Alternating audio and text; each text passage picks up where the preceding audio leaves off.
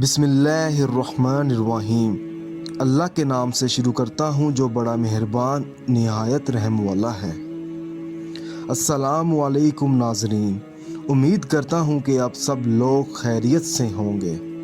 आप देख रहे हैं हमारा channel Zoya life health care.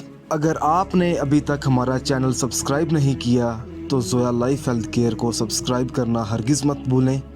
Subscribe करने के बाद मज़ीद नोटिफिकेशंस हासिल करने के लिए बेल आइकॉन को दबाएं। आज हम इस वीडियो में आपको रमज़ान की तीसरी रात का एक और अमल बताएंगे।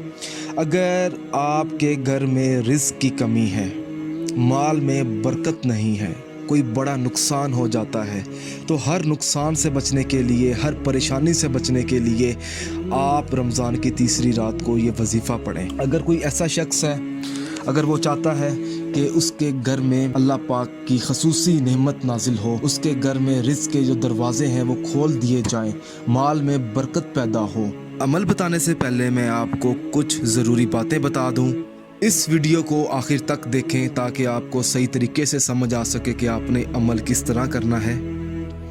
ये वजीफ़ा आपने बावजू हालत में करना है और वजीफ़ा करने से पहले ये जान लें कि ये अमल किस मकसद के लिए है, क्योंकि हर वजीफ़ा, हर अमल आपने अपने जायज़ मकसद के लिए करना है और इस अमल के साथ आपने 5 वक़्त की नमाज भी अदा करनी होगी। आपको इस वजीफ़े को आपने इसी तरीके से पढ़ना है जिस तरीके से मैं अभी आपको बताऊंगा।